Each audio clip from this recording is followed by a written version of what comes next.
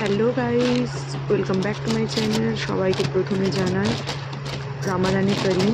সবাই রোজা রাখে, এখন রোজার সময়। তো রোজার সময় সবাই সব কিছু নতুন নতুন ডিশ বানায়, তো আমিও বানাই প্রতিদিন কিছু না কিছু একটা করে। তো সাডেন আমার কিছু গ্রোসারি সামান আমার শেষ হয়ে যায়, তো আমাকে সাডেন অর্ডার করতে হয় ব্লিঙ্কিটে। তো আলু, লিকুইড মিল্ক আর জুস, যাতে তোমার রোজাটা ইফতারি করার সময় একটু জুসের দরকার হয় না, প্রথমে সারাদিন শুকিয়ে থাকার পর একটু জল টাইপের কিছু খেতে ইচ্ছে করে। তো আজকে আমি বানাবো ভেবেছিলাম অনিয়ন পাকোড়া সব কিছু চপিং করে তারপর দেখছি বেসম শেষ হয়ে গেছে। আবার বেসমটা অর্ডার করলাম অনলাইনে, তো আপনাদের বললাম প্রথমেই। তো তার সাথে আমি আজকে বানিয়েছি চিকেন পকোড়া। চিকেন পকোড়াতে কী লাগে আপনারা সবাই জানেন, এর আগেও আমি এর রেসিপি দিয়েছি। আবারও যদি চায় আমাকে, আমি তাও বলে দিচ্ছি, যদি আপনাদের ডেসক্রিপশন বক্সে চাই তো আমাকে কেউ না কেউ কমেন্টস করবে, তো আমি লিঙ্ক পাঠিয়ে দেবো বা জানিয়ে দেবো ডেসক্রিপশন বক্সে।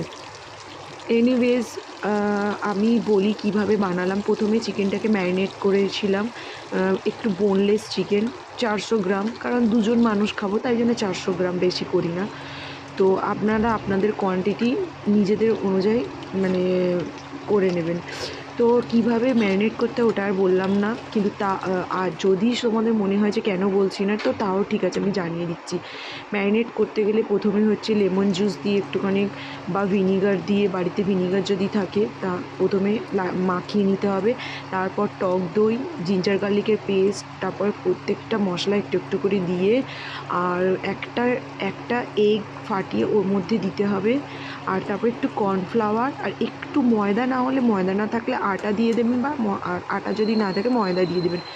আর এগটা এই কারণেই দেওয়া হয় কারণ যাতে চিকেন পকোড়াটা একটু মানে সফট হয়। তো যাই হোক, আমি এইভাবে ম্যারিনেট করে রেখেছিলাম। তারপর আস্তে আস্তে গরম তেলের মধ্যে ছেড়ে দেবো, হয়ে গেল। খুবই ইজি বানানো। আর এটা যেটা লাস্টে আমি ফ্রাই করছি, এটা হলো অনিয়ন পকোড়া। অনিয়ন পকোড়া কীভাবে বানাতে আপনারা তো জানেনই, আর বললাম না।